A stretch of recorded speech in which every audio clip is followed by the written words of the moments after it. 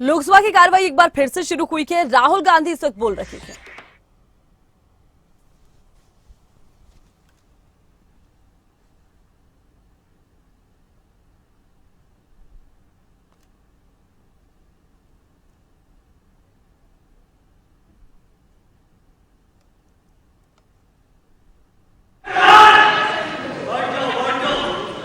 जय संविधान। कॉपी है उसकी?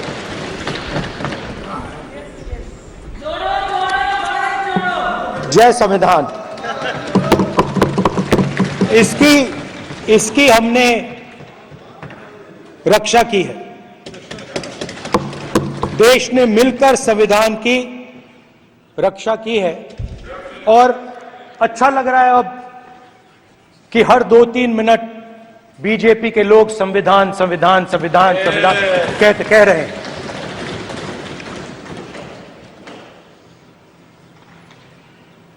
Speaker sir, for the last 10 years, there has been a systematic attack on the Constitution, on the idea of India, and on anybody who opposed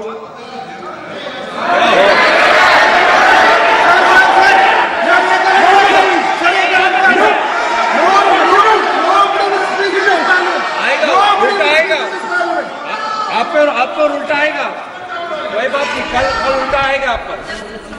There has been, just warming up right now. अभी warm up हो रहा है। तो there was a systematic, full-scale assault on the idea of India, on the Constitution, and also on millions and millions of people who resisted the ideas being proposed by the BJP, who resisted the attack on the Constitution. Many of us personally were attacked. In fact, some of our leaders are still in jail. One of our leaders has just recently been released. Another one is still in jail. And not only the opposition, but anybody who resisted the idea of concentration of power, of concentration of wealth, of aggression on the poor, of aggression on Dalits, minorities, tribals, was crushed. Violently crushed. People were put in jail. People were threatened. And I myself was attacked. Sir, ये संसद TV का नया format देखा है, आधा आधा, ये पहले देखा नहीं हमने। I myself was attacked by order of the government of India,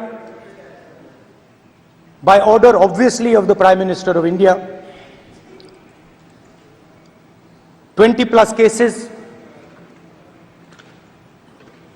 2-year jail sentence, my house taken away, no problem. Shame.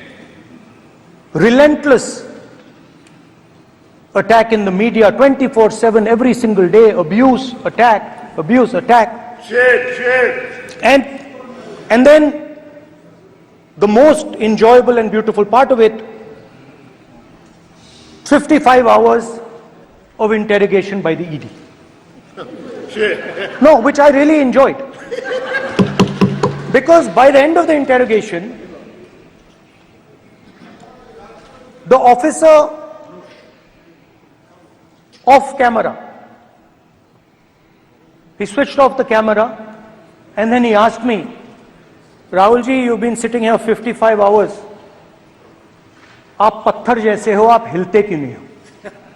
मुझसे सवाल पूछा उसने। तो जब ऐसा आक्रमण होता है, when there's an attack like this on you, you obviously need refuge, you need a place or you need ideas that defend you. So today I want to start my speech by telling my friends in the BJP and the RSS about the ideas that we used, the entire opposition used, to defend the idea of India. Where these ideas come from and how they gave us the strength, all of us, anybody who opposed the regime, how they gave us the strength to fearlessly take any onslaught that was placed before us. So I'd like to start by showing an image of our refuge. Okay?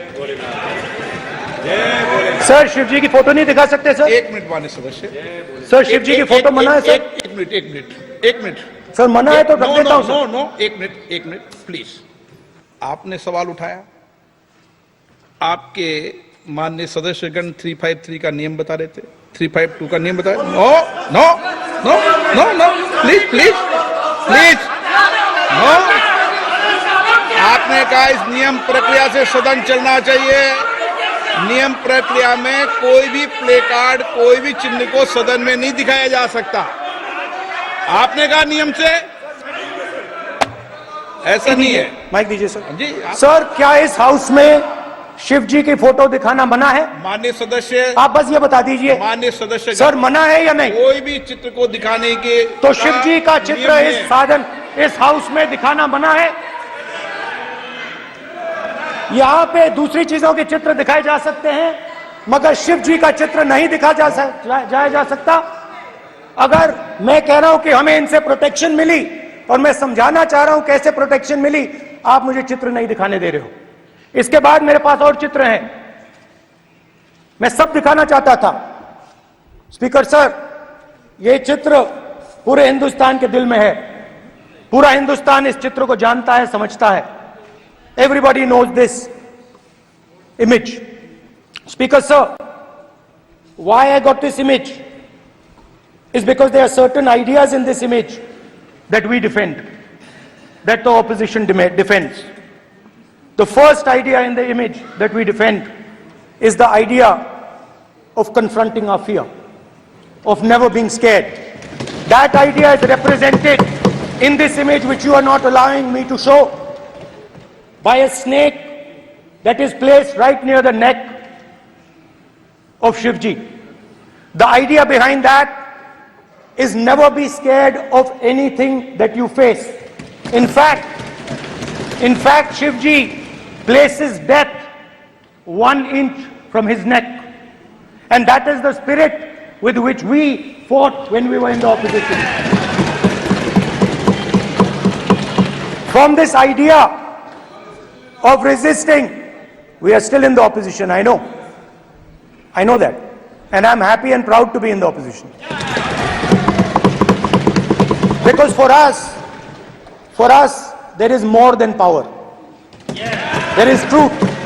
For you there is only power. That is the only place you want to be. For us there is truth, and this is a symbol of truth. So when Shivji places the snake near his neck, what he is saying is, I will accept the truth and I will not back down from the truth, and that is what we have said. After that, a new idea emerges. And of course, I cannot show Shivji's picture, but all of you know it.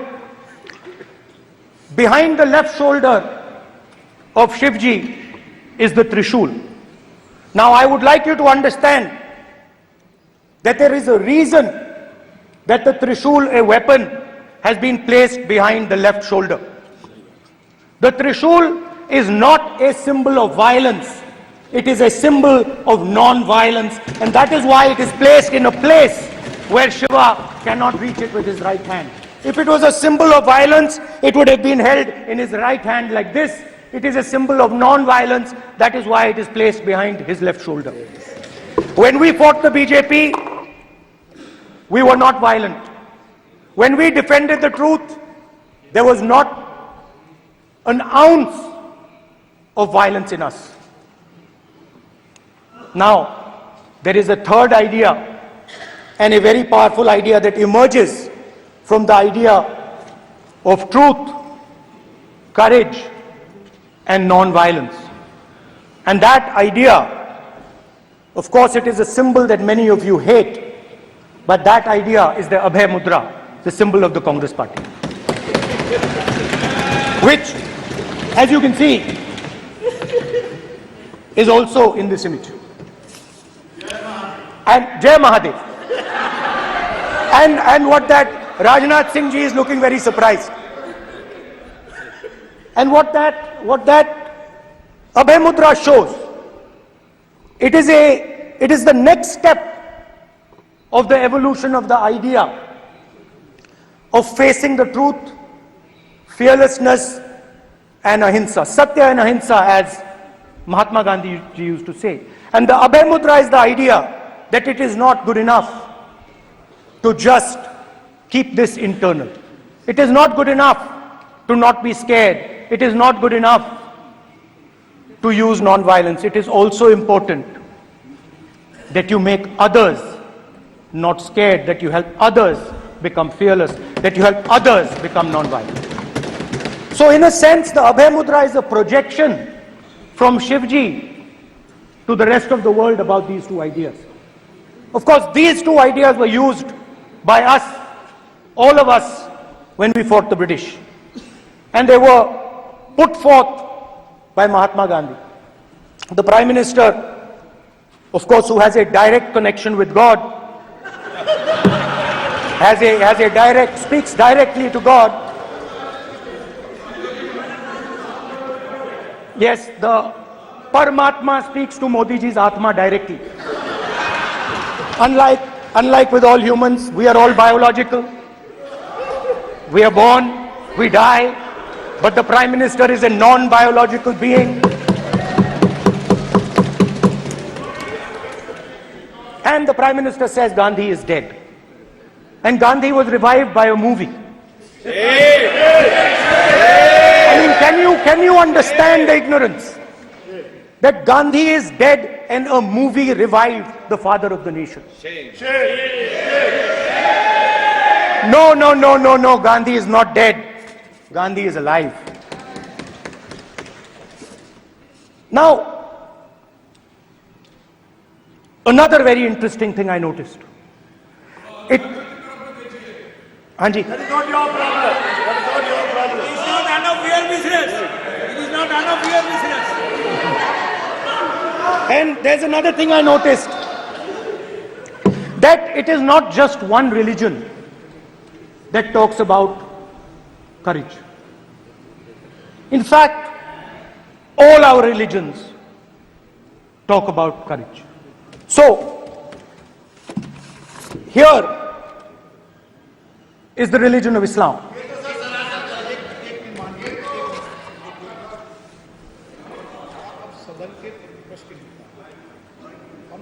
आपसे ये अपेक्षा ठीक है, मैं दिखाऊंगा नहीं sir, कैसे करूं?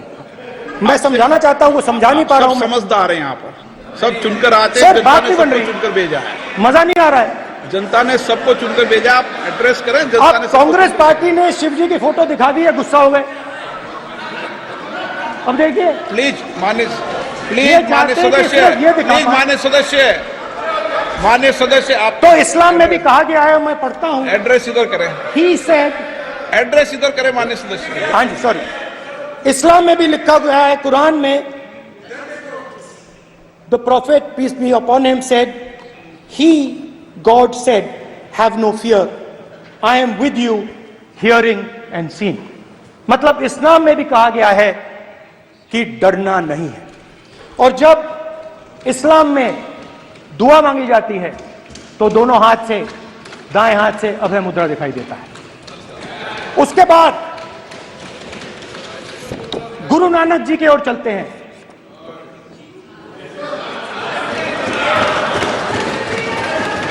वाहेगुरु जी की फतेह, वाहेगुरु जी का खालसा। जिस धर्म पर आप हर रोज आक्रमण करते हो, गुरु नानक जी जो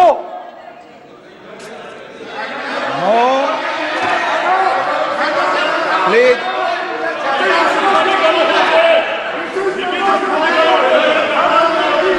नो, प्लीज प्लीज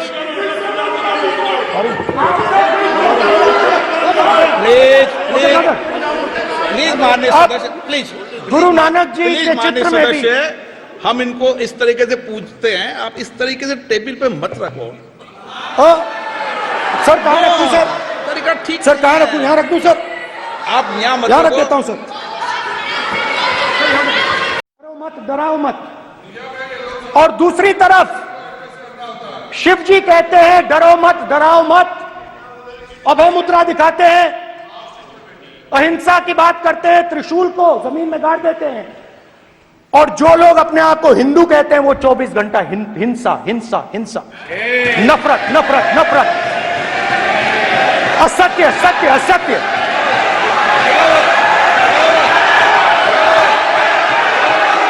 आप हिंदू हो ही नहीं।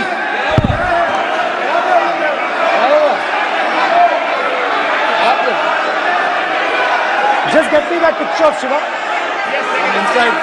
Because of this. हिंदू धर्म में साफ लिखा है, सत्य के साथ खड़ा होना चाहिए, सत्य से पीछे नहीं हटना चाहिए, सत्य से नहीं डरना चाहिए। अहिंसा हमारा प्रतीक है। अभय मुद्रा ऐसे कीजिए, ऐसे कीजिए, अभय मुद्रा।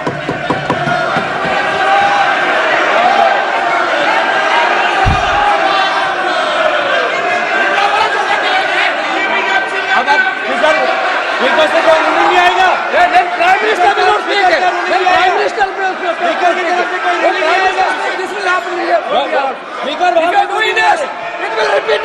भाई भाई भाई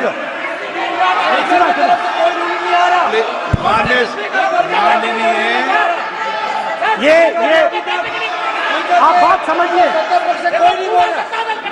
आप बात समझिए। ये इसलिए चिल्ला रहे हैं क्योंकि तीर जाके दिल में लगा है, दिल में जाके तीर लगा है, इसलिए ये चिल्ला रहे हैं। देखो चुप हो गए, देखिए स्पीकर साहब चुप हो गए सब।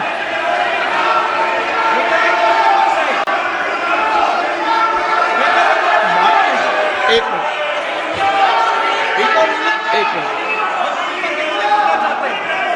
माननीय आप प्रतिपक्ष के नेता हैं, किसी की भावनाओं को ठेस नहीं पहुंचे, सर मुझे चर्चा बोलने में दीजिए। ध्यान रखना चाहिए।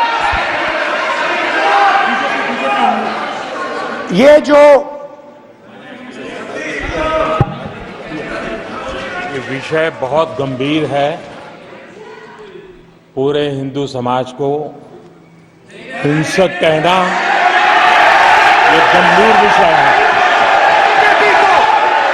बीजेपी को आपको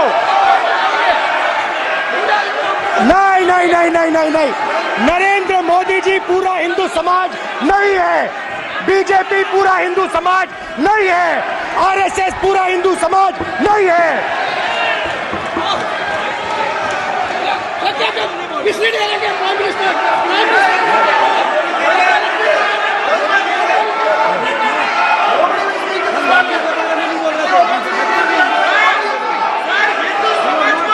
भूपेंद्र यादव जी, ये ठेका नहीं है बीजेपी का।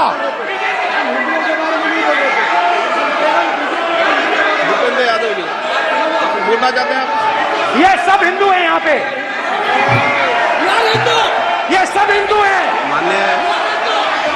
माननीय अध्यक्ष जी, प्रतिपक्ष के नेता आज पहली बार इस सदन को संबोधित कर रहे हैं। मैं दो नियम रूल 349 और रूल 352 के संबंध में आपका ध्यान आकर्षित करना चाहता हूं। सबसे पहले तो प्रतिपक्ष के नेता को बोलने का तरीका आना चाहिए। 349 जो 12 है वो स्पष्ट रूप से कहता है शैल नॉट सिट और stand with back toward the chair. वो लगातार आपकी तरफ पीठ करके खड़े हैं, नियमों के खिलाफ है, जो उनको शोभा नहीं देता।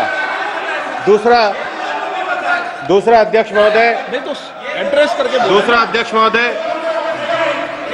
महोदय आर्टिकल रूल 352 रूल 2 ये कहता है make personal reference by way of making an allegation imputing a motive to और ए क्वेश्चनिंग द बोना फाइडी। इन्होंने पूरे विपक्ष के सदस्यों पे नहीं बल्कि इससे बाहर जाकर पूरे एक हिंदू समाज के ऊपर एलिगेशन लगाया है। इनकी बोनाफाइड गलत है, इनके खड़े होने का तरीका गलत है। सदस्यों में तो लगाया ही है। माननीय अध्यक्ष जी,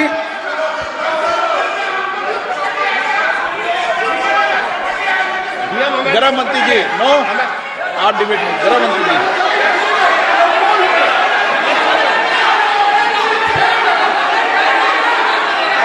माननीय अध्यक्ष जी, शोर शराबा कर इतने बड़े वाकया को छिपाया नहीं जा सकता। विपक्ष के नेताजी ने कैटेगोरिकली कहा है कि जो अपने आप को हिंदू कहते हैं वो हिंसा करते हैं।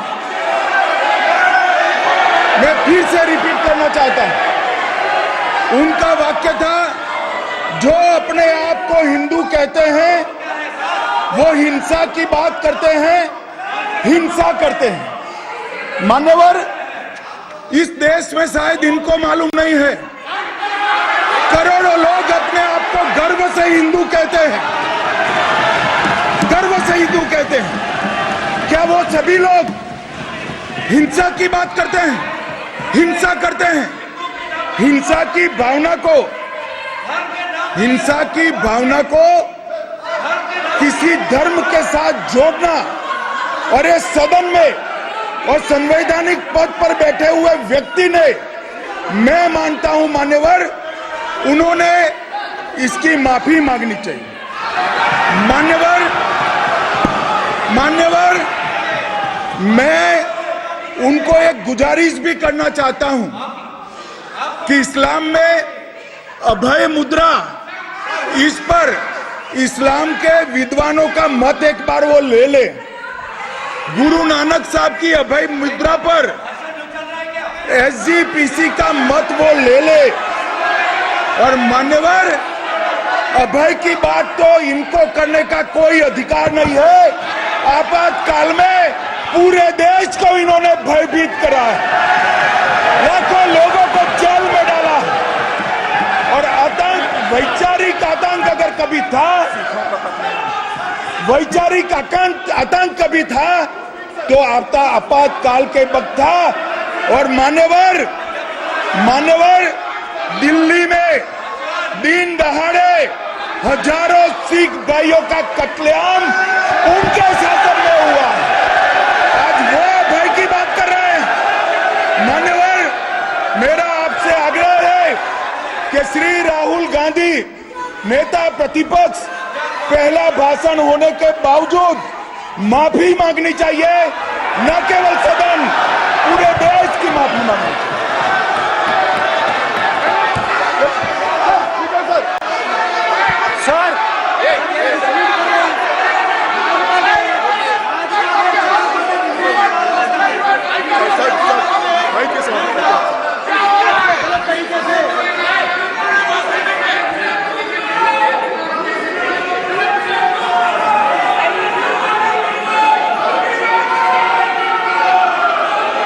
ठीक है सर। क्या देखो कोई राय नहीं आएगा आपकी तरफ से, तो कल प्रधानमंत्री मोदी जी के तरफ में भी सर आप ऐसे रहिए sir. I'm not going to speak until they're quiet.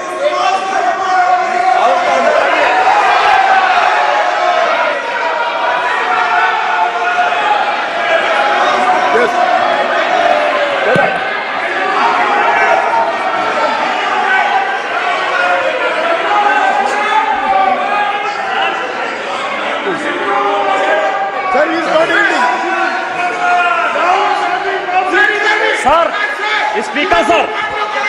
Speaker sir, ये संविधान की बात कर रहे हैं सर, और इसी संविधान का आर्टिकल 25 कहता है कि किसी भी धर्म के ऊपर कोई भी व्यक्ति किसी को हिंसावादी करार नहीं दे सकता है, और इन्होंने हिंदू का हिंसावादी कहा है सर। संविधान का इन्होंने अपमान किया है, संविधान की झूठी दुहाई दी है, इनको माफी मांगनी चाहिए सर। ये आर्टिकल 25 है सर संविधान का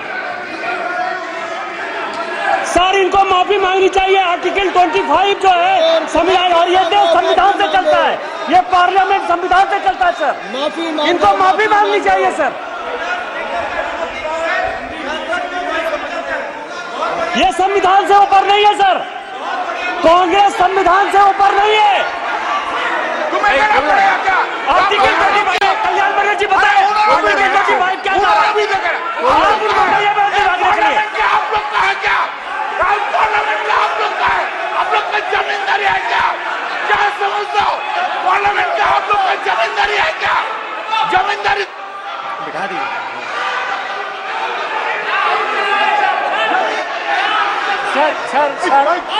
सर, स्पीकर सर, माने प्लीज एक मिनट देता हूं मैं आपको। हिंदू धर्म कहता है, एक मिनट प्लीज, मान्य सदस्य प्लीज एक मिनट प्लीज। माननीय सदस्यगण, ये सदन की एक मिनट मैं दूंगा, अलाउ करूंगा आपको।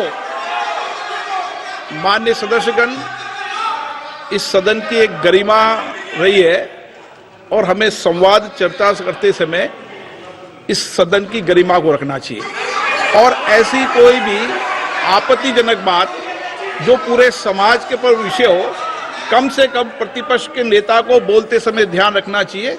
मैं इसको सीरियस तरीके से देखूंगा।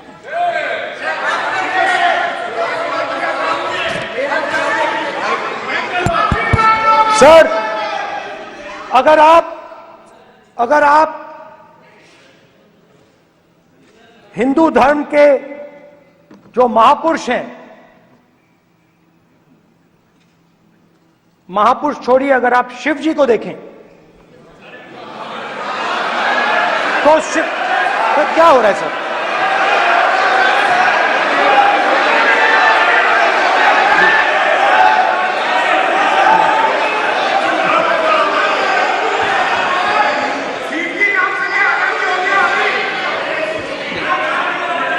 अगर आप शिव जी को देखें तो उनकी इमेज से आपको पता लगता है कि हिंदू डर नहीं फैला सकता, हिंदू हिंसा नहीं फैला सकता, हिंदू नफरत नहीं फैला सकता।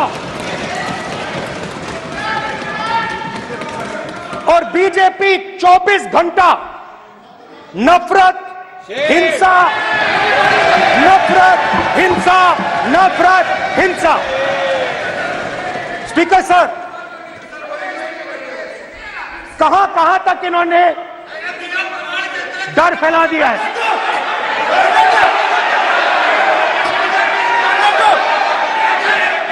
प्लीज सर, कहां तक इन लोगों ने डर फैला दिया? मैं आपको अयोध्या से शुरू करता हूं। सर नमस्कार, अयोध्या ने आपको मैसेज भेजा, अयोध्या ने राम भगवान, मेरा व्यवस्था का सवाल है।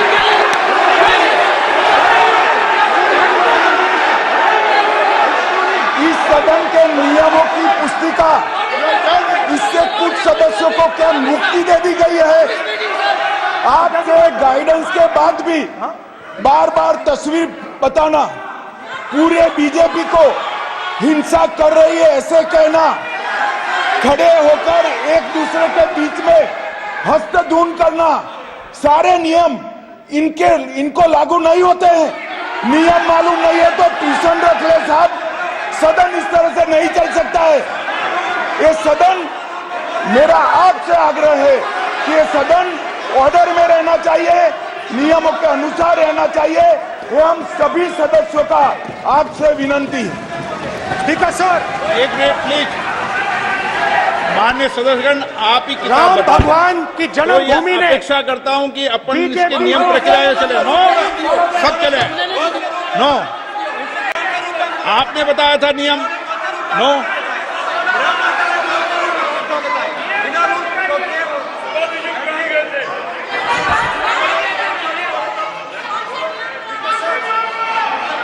माइक दीजिए सर। हाँ सर, मेरा सवाल है सर, इस माइक का कंट्रोलर किसके हाथ में? प्लीज बैठिए, बैठिए, बैठिए। सर ये ऑफ होता है, प्लीज बीच में माने ऑफ हो बैठिए जाता है। प्लीज। ये बार कई बार विषय उठ गई और बहुत गंभीर, और माननीय सदस्य, आप प्रतिपक्ष के नेता हैं, आप सदन के बाहर भी ये बात कहते हैं कि माइक बंद कर देते हैं। मैंने कई बार आग्रहपूर्वक किया कि आसन पर इस तरीके का आरोप नहीं लगाए। नो, प्लीज बात सुनिए। आसन पर सभी दल के प्लेज, आसन पर सभी दल के लोग बैठते हैं और सभी दल के लोग सभापति तालिका पे हैं, और सब जानते हैं कि एक व्यवस्था होती है, जिस भी माननीय सदस्यों को आग्रह किया जाता है बोलने का वो बोला जाता है, और जिसको आग्रह नहीं किया जाता उसका माइक चालू नहीं होता। आप बोलने के लिए खड़े, आपका माइक कभी बंद नहीं हुआ, कभी बंद नहीं हुआ।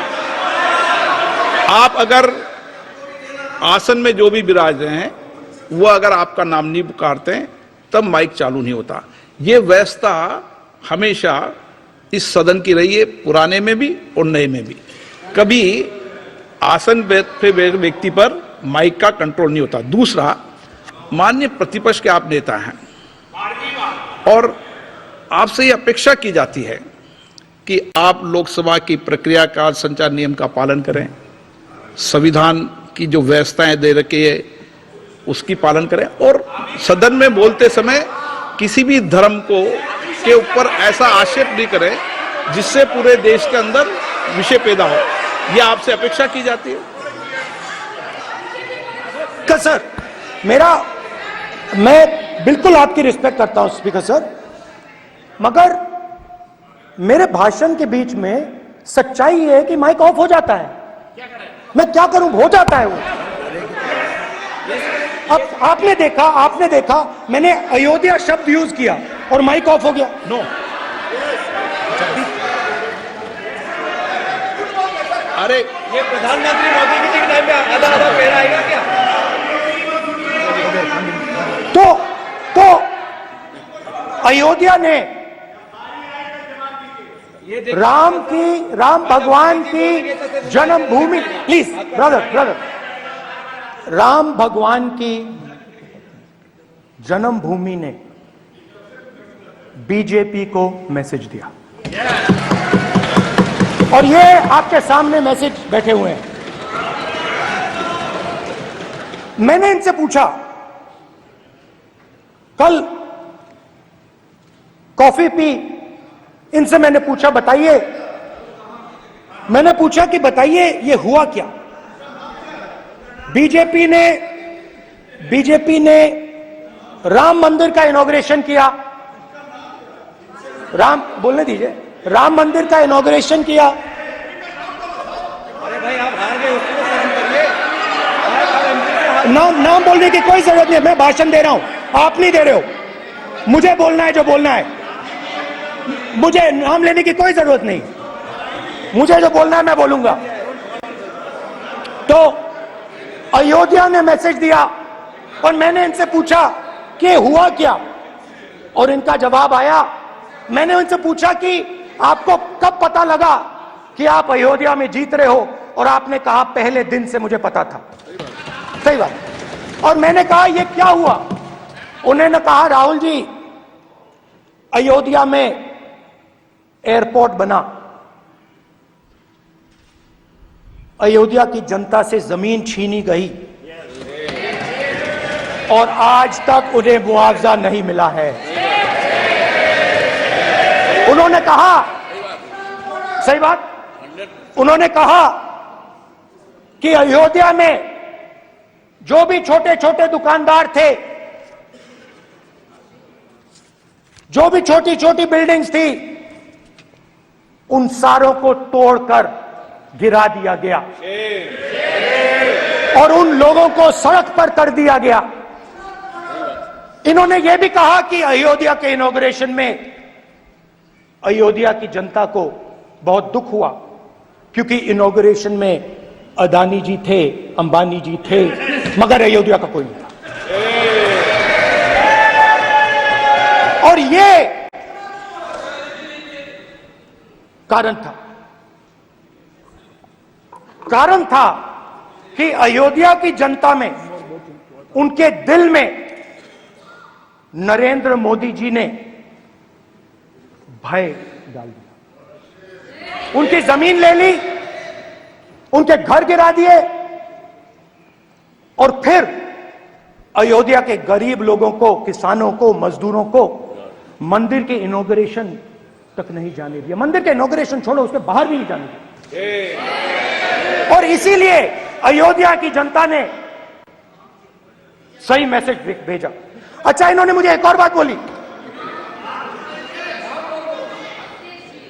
3 बार इन्होंने कहा कि 3 बार नरेंद्र मोदी ने टेस्ट किया, 2 बार क्या मैं अयोध्या से लड़ जाऊं? और सर्वेयर्स ने कहा अयोध्या में मत लड़ जाना, अयोध्या में मत लड़ जाना, अयोध्या की जनता हरा देगी। और इसीलिए प्रधानमंत्री वाराणसी गए और वहां बच के निकले।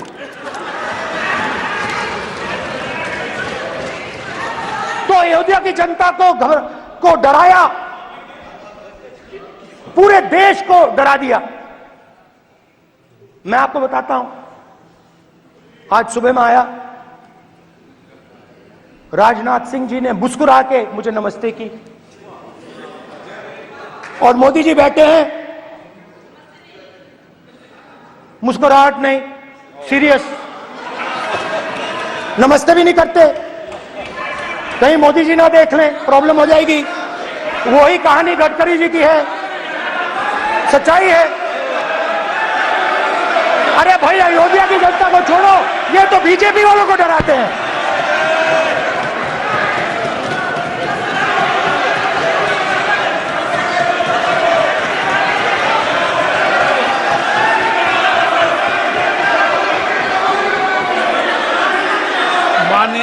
सर क्या है?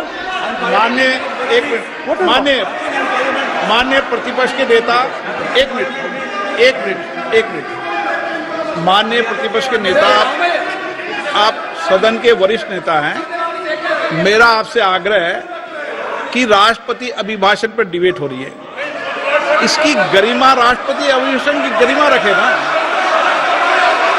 ये तो अपेक्षा आपसे सब करते हैं कि आप राष्ट्रपति अभिभाषण पे बोले, नीतियां पे बोले, कार्यक्रमों में बोले। अब व्यक्तिगत रूप से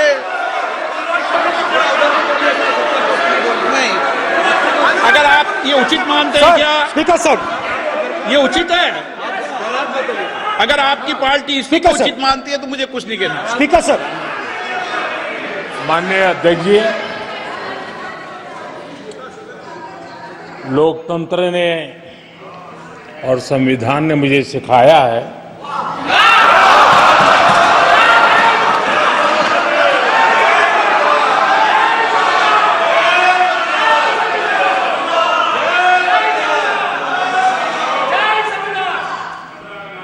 कि मुझे विपक्ष के नेता को गंभीरता से लेना चाहिए।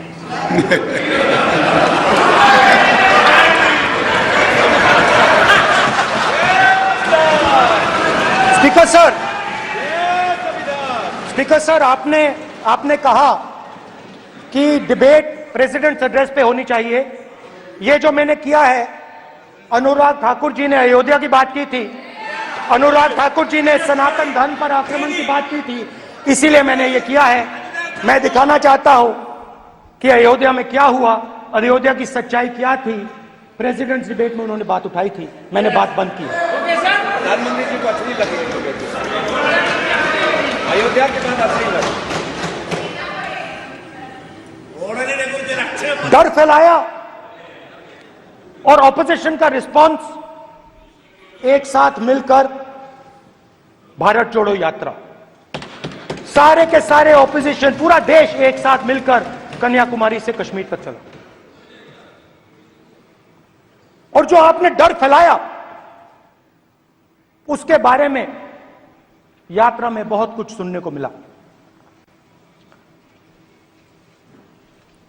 अभी तक याद है, सुबह 7 बजे 7-8 बजे की बात थी, यात्रा में चल रहे थे, एक महिला आती है, हमारे साथ चलती है, मेरा हाथ पकड़ती है और घबराई हुई सी थी। तो मैंने पूछा क्या हुआ, और मुझे कहती है मुझे मार रहा है, मुझे मार रहा है।